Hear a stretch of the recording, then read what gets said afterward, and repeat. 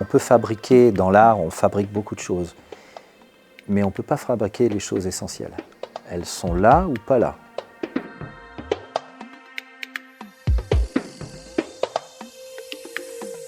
La magie, c'est que quoi qu'il se passe, où que tu sois, tu fais un pas de côté sur l'histoire de ta vie et tu contactes une énergie un peu plus impersonnelle où tu laisses abonder ce qui doit venir, ce qui vient te parler. Et je ne sais jamais ce que je fais. Après, je regarde et j'assimile des choses qui se sont passées dans ma vie.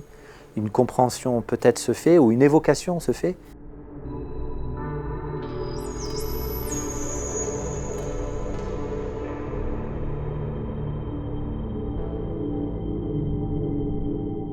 Je peux simplement sentir qu'il y a une conversation inépuisable dans ce travail. Et c'est ça pour moi qui est important, c'est toucher l'inépuisable. Et l'inépuisable, ça ne peut pas être dans la définition.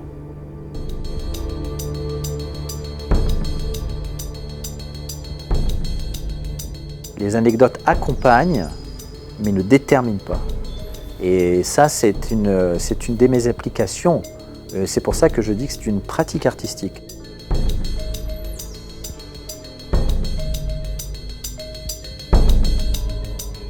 Après avoir trouvé un bâton dans une rivière, j'ai été investi de ces 22 figurines qui ont partagé une chemise rouge, qui a composé leur habillement du bois.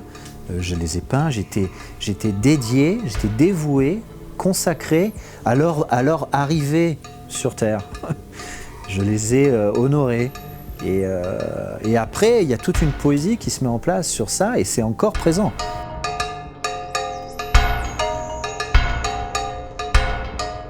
Au départ, il y a un cheval. Maintenant, c'est un groupe. Ils sont 108.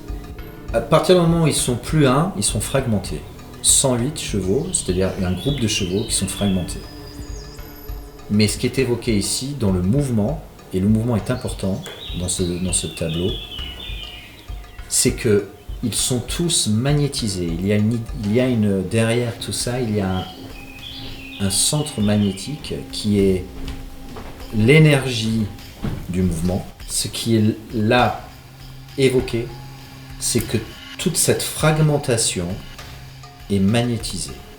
Derrière ce mouvement, il y a l'énergie d'un centre magnétique. Et le mouvement, il a pu se faire dans la calligraphie de chaque cheveu, où chacun a à la fois le corps qui est volontaire, qui est dans la volonté, et en même temps qui est dans la prosternation, l'abandon. Donc ici, il y a une unité de ces deux forces généralement opposées, la volonté et l'abandon.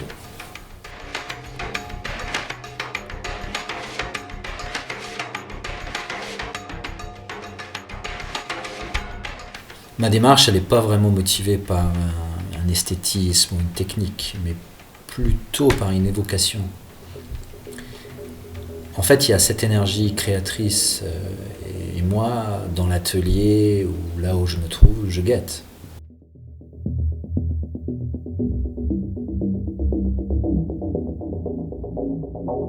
Si la maturité permet de retrouver l'innocence, j'achète. Banco, je veux bien évoluer, continuer d'évoluer pour ça. Ouais.